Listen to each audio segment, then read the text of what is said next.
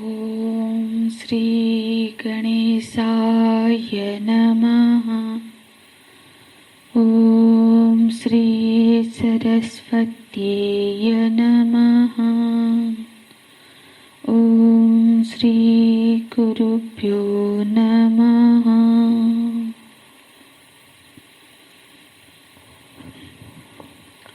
श्लोक नंबर 47। कर्मण्येवाधिकारस्ते मा फलेषु कदाचन मा कर्मफलहेतुर्भू मा ते संगस्त्वकर्मणि मा ते संगस्त्वकर्मणि।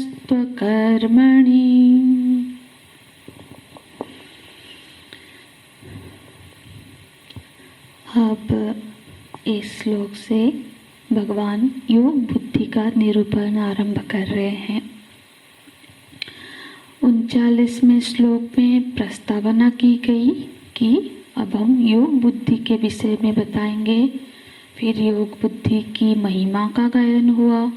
फिर योग बुद्धि को धारण करने का योग्यताएं क्या क्या होनी चाहिए वो 45वें श्लोक में बताए और 46 श्लोक में उसका पोषण किया श्रेय के मार्ग का।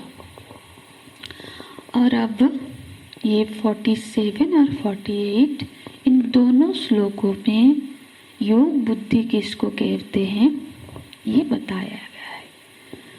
तो श्लोक देखते हैं। ऐसे तो ये श्लोक प्रसिद्ध है,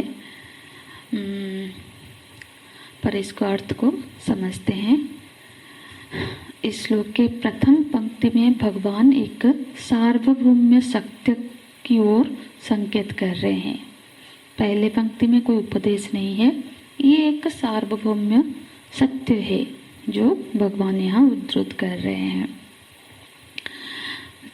कर्मण्येवाधिकारस्ते, ग्रंथ साथ रखेंगे। कर्मण्येवाधिकारस्ते, तो जब इसको विच्छेद करेंगे तो चार पद बनेगा। ते मैं अन्वय करके बता रही हूँ। ते कर्मणि एव अधिकारः, माने तुम्हारा माने हे अर्जुन तुम्हारा कर्म में ही अधिकार है। ते माने तुम्हारा, कर्मणि माने कर्म में, एव माने ही, अधिकार, तो तुम्हारा कर्म में ही अधिकार है। हालांकि इस वाक्य का और एक अर्थ भी हो सकता है, बनेगा जैसे एव शब्द यदि हम ते के साथ जुड़ेंगे तो फिर शब्द बनेगा ते। जब ते के साथ जुड़ेगा ते एव कर्मणि अधिकार। पहले शब्द में हमने कर्मणि के साथ एव को जोड़ा था, ते कर्मणि एव अधिकार, और यदि ते एव कर्मणि अधिकार, एव को ते के साथ जोड़ेंगे तो इसका अर्थ बदल जाएगा। तो जब ते के साथ जुड़ेगा तो फिर वाक्य कैसे बनेगा कि हे अर्जुन, ये दोनों वाक्य अलग है। पहले समझते हैं कि तुम्हारा कर्म में ही अधिकार है, ये पहला वाक्य था। और दूसरे वाक्य कह रहे हैं कि कर्म में तुम्हारा ही अधिकार है।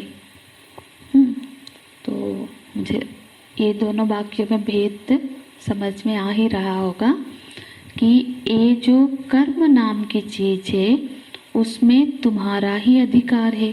पहला वाक्य माने पशुओं का और किसी का अधिकार नहीं है, क्योंकि तुम मनुष्य हो और कर्म करने ना करने वो सब का अधिकार मनुष्य के पास ही है ना। तो दूसरा वाक्य में क्या कह रहे हैं, तुम्हारा कर्म में ही अधिकार है, माने तुम्हारा अन्य किसी चीज में अधिकार नहीं है, फल में नहीं है। हाँ, हमारा अधिकार सिर्फ कर्म में ही है। तो ये दोनों वाक्य दोनों ही सही है, दो तरह से इसको समझते हैं।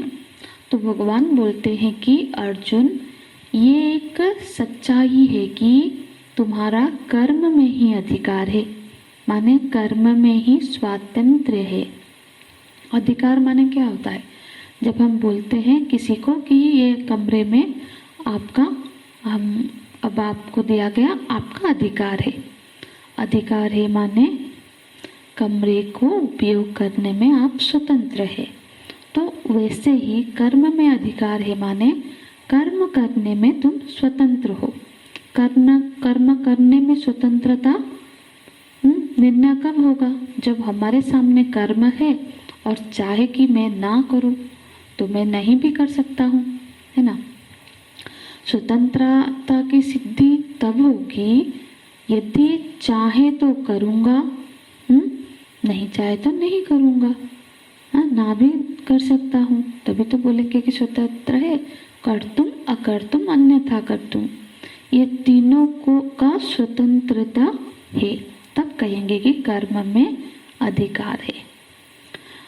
तो अगला वाक्य भगवान बोलते हैं श्लोक में, ये तो हो गया कर्मण्येवाधिकारस्ते। बोलते माँ फलेषु कदाचन, माँ माने नहीं, माँ फलेषु ते अधिकार कदाचन, ते अधिकार यहाँ पे भी जुड़ेगा। तो माँ फलेषु, अब अधिकार जो ये माने तुम्हारा अधिकार फल में नहीं है। फल में तुम्हारा अधिकार नहीं है। कब तक नहीं है? कदाचन, कभी भी नहीं है। तुम्हारा फल में अधिकार नहीं है माने क्या? अर्थ सटीक समझना चाहिए, क्योंकि ये संसार में तो लोग ऐसे कोट करते हैं, इसका प्रचलित बहुत है। बोल देते हैं कि कर्म किया जा, फल की चिंता मत करो, भगवान ने गीता जी में बोला है। पर यहाँ पर भगवान अधिकार की बात कह रहे हैं, अर्थ का अनर्थ हमको नहीं समझना है। जैसे लोगों के अनुसार समझेंगे तो महीने भर का कर्म करने में हमारा अधिकार है, पर जब सैलरी लास्ट डेट आएगा मंथ एंड में, सैलरी में हमारा अधिकार नहीं है, ऐसा थोड़ी ना होता है। नहीं, आप समझते हैं। अब ये है कि एक बार कर्म संपादित हो गया तो उसका फल प्रकृति के द्वारा जो भी उसका फल होगा उसके परिवर्तन में हमारा अधिकार नहीं है, है ना। फल में अधिकार नहीं है मतलब जो भी कर्म हमने किया उस कर्म के हिसाब से जो फल बन रहा है, प्रकृति के नियम, सार्वभौम नियम के ओर से जो फल बन रहा है उसको लेने के लिए हम बाध्य है, उसको हम परिवर्तन नहीं कर सकते। करे ना करे कर्म, तो जिस समय कर्म कर रहे हैं उस समय हमारा अधिकार है कि हम कर्म करें या फिर ना करें। पर एक बार कर्म संपादित हो गया तो उसके बाद यदि कोई कहे कि सब इस कर्म का जो फल प्रकृति के ओर से जो फल निर्धारित है वो फल मैं नहीं लूँगा, या फिर उसको बदल के कोई और फल मिल जाए, तो वहाँ हमारी फ्रीडम नहीं है। सार्वभौम संविधान के तहत उस कर्म का जो भी निर्धारित किया गया है फल वो अवश्यमेव आएगा ही, उसको बदलने का कोई अधिकार हमारे पास नहीं है। फल में तो अधिकार नहीं है, मतलब उसको हमको भोगना ही होगा। हमारे वर्णाश्रम के हमारे कर्तव्य के हिसाब से हमारे सामने कोई कर्म आया, कोई कर्तव्य आया, लेकिन हमने उसको नहीं किया या फिर विहित जैसा करना था संपादन नहीं किया, निषिद्ध किया, जो हमको नहीं करना है उस तरह का कोई कर्म हमने संपादित किया, तो फिर ये स्वतंत्रता वहाँ पे हमको थी कि हम उस कर्म को जो विहित कर्म करें, सही ढंग से करें। लेकिन एक बार निषिद्ध कर्म संपादित हो गया तो फिर बाद में ये इच्छा हो कि इस कर्म का फल मुझे ना मिले या फिर इस कर्म का शुभ फल हो, तो वहाँ पर स्वतंत्रता नहीं है। वो तो फिर अवश्यमेव भुक्तव्यं कृतं कर्म शुभाशुभम, ये कह रहे हैं भगवान। और ये निर्णय किसी शास्त्र से या किसी धर्म का नहीं है, ये एक प्रकृति का सार्वभौम सिद्धांत है। ठीक वैसे ही जैसे हम किसी एक ऊंचाई से कोई वस्तु छोड़ देंगे तो फिर वो धरती पर आएगा, तो वो धरती पर ही गिरेगा। ये नियम किसी शास्त्र ने नहीं बनाया, किसी धर्म ने नहीं बनाया, ये तो प्रकृति का नियम है, भौतिक यथार्थता है। ठीक इसी तरह से ये जो प्रथम पंक्ति में भगवान एक सत्य की ओर हमारी दृष्टि केंद्रित करना चाहते हैं कि अर्जुन, ये एक धरातल की सच्चाई है। और क्योंकि ये सच्चाई है कि कर्म की स्वतंत्रता, देखो ये सच्चाई, यदि कर्म की स्वतंत्रता का बहुत लाभ ही है। हम यदि इस बात को भी समझ ले, यदि हमने अच्छा कर्म किया है तो उसका फल पुण्य ही होगा, और वो पुण्य हमें प्राप्त ही होगा, है ना। तो फिर हम, ऐसा नहीं है कि हम कर्म करें और उसका फल प्राप्त नहीं होगा, होगा ही होगा। ये भी तो एक अच्छी बात है ना, क्योंकि कर्म में हमारी स्वतंत्रता है। हमने विवेक करके अच्छे अच्छे कर्म किए, सत्कर्म किए, तो और ये भगवान वादा करते हैं उसका फल अच्छा ही पुण्य ही होगा। और गलत किया तो वो उसका फल पाप ही होगा। तो ये निर्धारित है, नियत है। जैसे अब भगवान पहले में बोल रहे हैं कि कर्म में तुम्हारा अधिकार है। हाँ, मतलब किसी और का अधिकार कर्म में नहीं है। तुम्हारा मतलब मनुष्य के हिसाब से तुम्हारा अधिकार है, क्योंकि अब वृक्ष पथिकों को छाया देती है, फल देती है, पर उससे उसको पुण्य नहीं होता है, क्योंकि उसका यहाँ स्वातंत्र नहीं है कि वो ये पथिक अच्छा नहीं है, मैं इसको छाया नहीं दूँ, हाँ ये फल तोड़ रहा है, इसको फल नहीं दूँ, उसमें उसका कोई स्वतंत्रता नहीं है, है ना। वो तो भोग योनि है। तो फिर इसीलिए उसको पाप या पुण्य दोनों ही नहीं लागू होंगे। तो पर मनुष्य के कर्म में ये निर्धारित नहीं है। मनुष्य प्रकृति के अधीन होता तो फिर ये तो निर्धारित है कि मनुष्य को सेवा कार्य करना चाहिए, है ना। और ये कार्य प्रकृति के द्वारा निर्धारित होता है, तो कोई भी व्यक्ति ये चाहते हुए भी कि मैं सेवा कार्य ना करूं, तो उसको वो करना ही पड़ता। लेकिन ये बंधन में हमको नहीं डाला गया है, इसीलिए उसका हमको फ्रीडम है, दी गई है।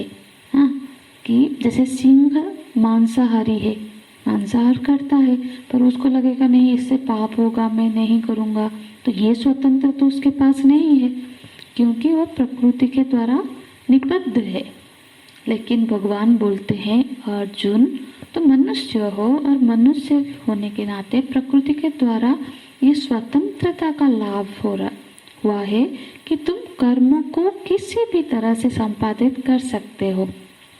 लेकिन कर्म संपादित हो जाने के बाद जो फल है उसका कर्म के साथ नियत संबंध है, वहाँ पर फिर कोई स्वतंत्रता नहीं है। ये बात भी यदि हम समझ जाए, तब भी हम अपने कर्म को विवेकपूर्ण ढंग से, हम गलत कर्म से अपने को बचा सकते हैं। पर ये भी निष्ठा नहीं बनती है। लोग तो चाहते कि हम कर्म चाहे कैसा भी करेंगे, बस फल हमको अच्छा मिल जाए। ये तो नहीं होगा। तो ये तो प्रकृति का व्यवस्था ही है। फल की संबंध तो कर्म से है ही। ये तो निर्णय हो गया। अब आदेश क्या कर रहे हैं भगवान? अगले पंक्ति में भगवान आदेश करते हैं, माँ कर्म फल हेतुर्वोर माते संगस्त्वं कर्मणि। ये हम कल की कक्षा में समझेंगे। हरि ओम तत्सत। ओम पूर्णमदः पूर्णमिदं पूर्णात् पूर्णमुदच्यते पूर्णस्य पूर्णमादाय पूर्णमेवावशिष्यते। ओम शांति शांति शांति। हरिः ओम। श्री गुरुभ्यो नमः। हरिः ओम।